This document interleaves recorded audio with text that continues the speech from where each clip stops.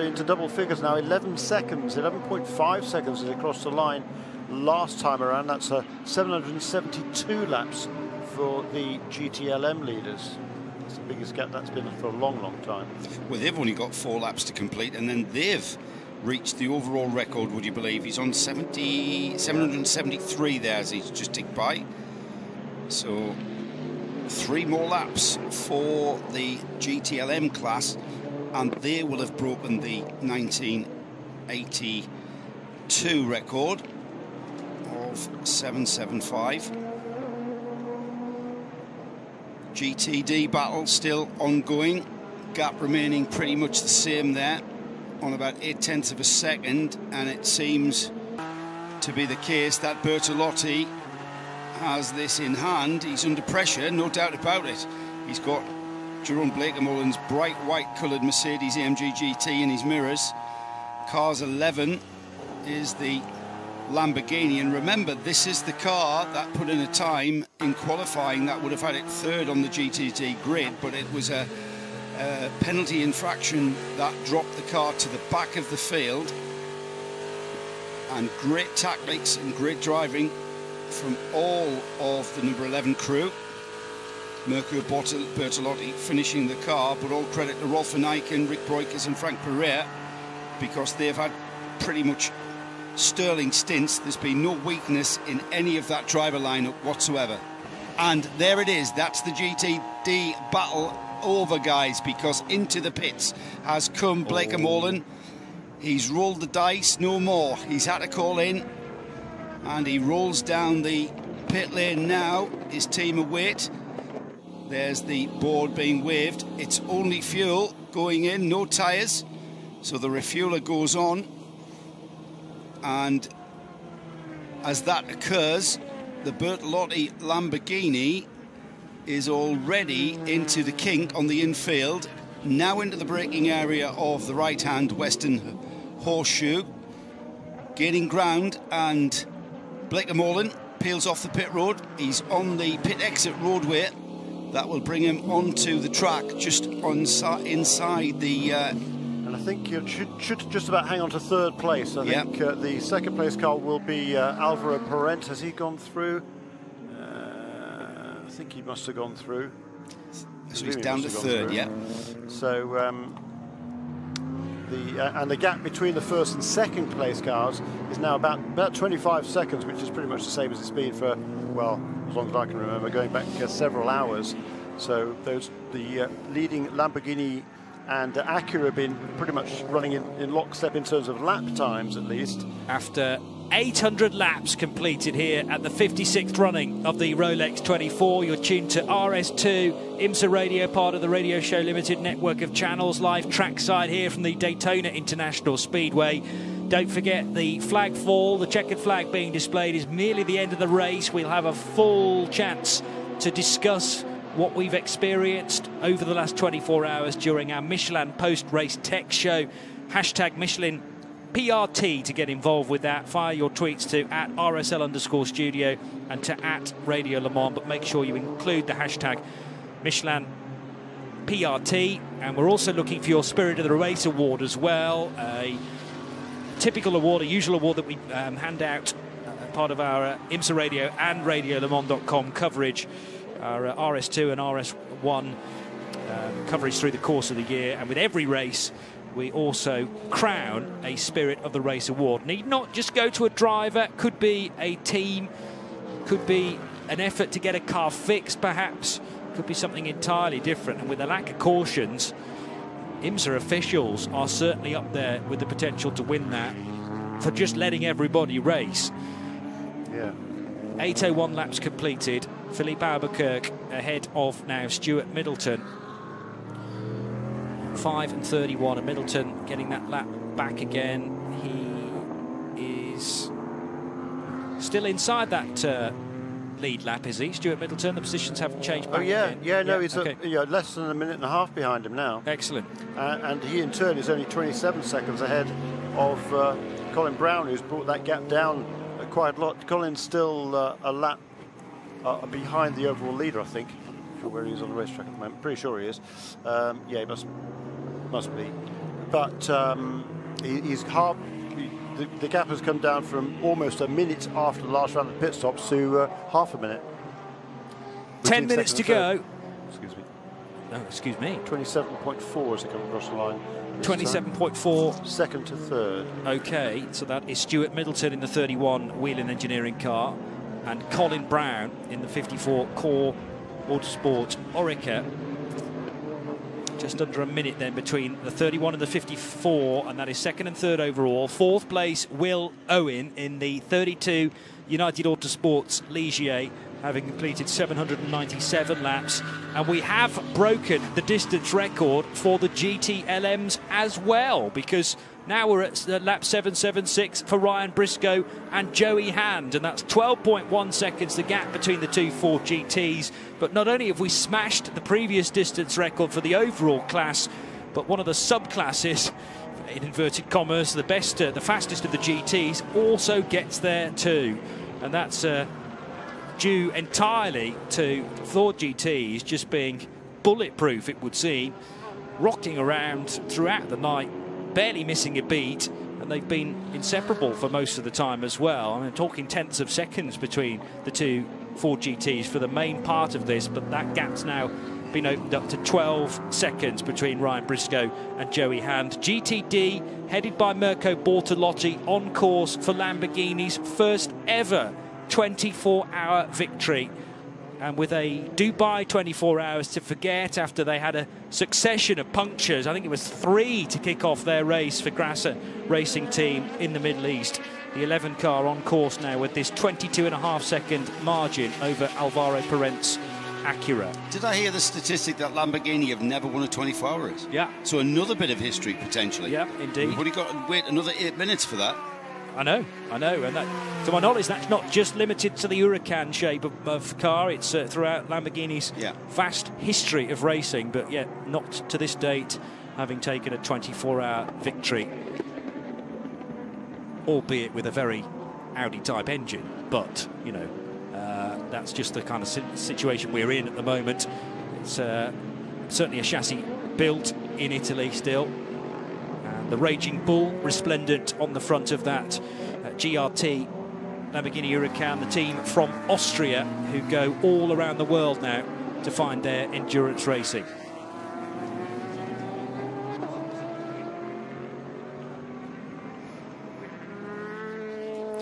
Also just hearing from Diana Binks down in as part of our Continental Tire pit lane crew that the 23 car is back in the race again, so they're continuing on regardless. United Autosports, obviously the 32 car will net them a great result here, considering this is their first Rolex 24. Fourth place for the 32 car, but the machine that's grabbed all the headlines in the lead up to this race, by virtue of one of the drivers being Fernando Alonso. Sadly, that 23 car nowhere near the amount of laps that's been completed by the sister machine, and has had several visits behind the wall. It's had punctures, it's had a braking. In fact, I think the braking issues hit the car on 2 separate occasions, because Fernando Alonso was struggling to get the car stopped into turn 1 and managed to do the first sector in under 10 seconds, purely because he did none of the infield, and then the car came down pit road. So it spent a long portion of its race in that United Autosports garage. 6 minutes to go. Action Express on the very cusp of a third victory here in the Rolex 24. And it's looking more and more likely that it'll be a 1-2 finish for their Mustang Sampling and Whelen Engineering sponsored cars. Outstanding engineering, outstanding pit wall work, working that fuel strategy to the absolute minute. They pitted for their final fuel stop right on, I think it was 38.5 minutes to go, which is just on the cusp of their fuel window, what we've seen. Early this morning we saw the number 5 car and indeed the number 31 car just easing their pace, just bringing those fuel figures back into line and back calculating from the end of this race to that point, and it was quite genius to watch. And now where we can see where we are, we truly do see the genius in that calculation there from the Action Express team. We've just ticked by 5 minutes to go now. 804 laps completed by the leader. In first place in the GTLM class, still the number 67 Ryan Briscoe driven Ford GT, and he's got just under 13 seconds from the second Ford GT of Joey Hand. And the GTD class, car number 11, it's the Lamborghini of Mirko Bortolotti, Grasser Racing. Number 7, Acura Team Penske of Ricky Taylor coming off the turn 4 up towards a tri-oval, and he is only about 7 seconds or so ahead of Juan Pablo Montoya, who I think probably wants to redress that balance. Where is Montoya? He's already gone. Right, okay, missed that.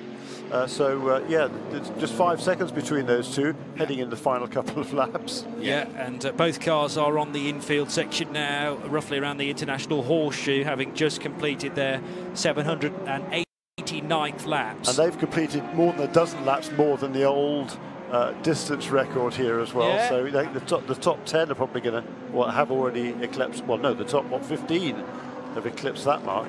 Pretty remarkable. And that shouldn't be ignored either. The might that is Team Penske, bringing 2 Acura DPIs to the Rolex this year. Their first year bringing Acura to the race, and we've seen Acura, of course, represented in GT Daytona, but great to bolster the prototype ranks to a full 20 entries for this year's race. And they haven't had it all their own way, but certainly Helio Castroneves' car at times very easily, I was going to say, taking the fight to the Cadillacs. What I mean is the Acura has shown very similar speed to the might of the Cadillac and the Dallara chassis. So we're therefore set for a close season between those two cars, particularly on the shorter distance races. I think Acura are paying at the moment for their reliability problems, but there's always going to be a teething issue, I suppose, in the early stages of a campaign, and Roger Penske and his crew will get that ironed out come the middle of 2018. I was going to say the end of the season, but they'll be sorted out, I'm sure, and they will have learnt an awful lot of stuff. I'd say. Indeed. Well, they've got a couple of months to go away now, maybe do a little bit more development work, but a 24-hour race doesn't half build up the data. They can work out how to fix those little niggly problems as well on the fly far better. Inside the final 3 minutes now, leader Philippe Albuquerque is about to come through the tri-oval with 2 minutes left on the clock, so I should say he's about to start his penultimate lap here, Jeremy Shaw. Indeed, and he's just been overtaken by number 54 car of Colin Brown. That means we now have 3 cars on the lead lap, because yes, it won't be white flag this time, it'll be next time, won't it? So he's still limping around. 1 minute 45 he's doing, 44s and 45s, the race leader Philippe Albuquerque, and Colin Brown now. Colin Brown's only 20 seconds behind Stuart Middleton for second position. Been a tremendous comeback drive by the number 84 team. An historic race here at the Daytona International Speedway, kicking off yet another season of WeatherTech Sports Car Championship racing. Fabulous year in 2017, and we obviously always look forward to this race. It's the biggest event of the season that kicks things off, and Action Express Racing have had good form in the past. Likewise, Joao Barbosa and Christian Fittipaldi having taken victory on 2 separate occasions previously. Philippe Albuquerque has tasted the champagne at class level and already has a Rolex watch in his possession, but this is going to mean a whole lot more to take the overall victory in that number 5 Mustang sampling Action Express car. So looking very much like a 3rd victory for the Action Express outfit, but credit to Stuart Middleton, who's been sharing that 31 car with the rest of the regulars at Whelan Engineering Racing. Eric Curran, Mike Conway done a splendid job, and Felipe Nasser as well, with some lengthy stints during the night. Yeah, and in GT Daytona, after making that late pit stop, can Jeroen Blekemolen get back onto the podium? He's only a couple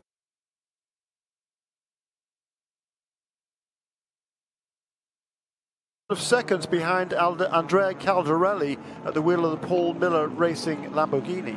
So that's the principally black Lambo, number 48, as the white flag is displayed now for Philippe Albuquerque. And this will be 808 laps then completed very shortly by Philippe Albuquerque of Portugal, sharing with countryman João Barbosa and Brazilian Christian Fittipaldi. Two of those guys having won this race before. Philippe Albuquerque, as I say, with a class win already under his belt, with Stuart Middleton, by virtue of winning effectively a points competition through the course of the British motorsport season. He took British GT4 honours with Will Tregurtha in British GT, and Stuart Middleton getting this drive in the Whelen Engineering Cadillac. I really don't think he came here expecting to finish on the podium, and indeed on the lead lap of this record-breaking race. It's dreams come true for the young man from Ashington in the northeast of England. Colin Brown flying the flag for the global LMP2 squad, with their Orica from Core Autosport in third position ahead of the Ligier of United Autosports, and then this long line of further Oricas, the 78, the 85, the 99 and the 38 completing the top 8. Ford GT absolutely metronomic in their preparation. Remember, Chip Ganassi is the Grand Marshal this year at Daytona as we look to NASCAR Turn 4 and await Philippe Albuquerque to cross the line after 24 hours and 808 laps. It's victory then to Action Express Racing.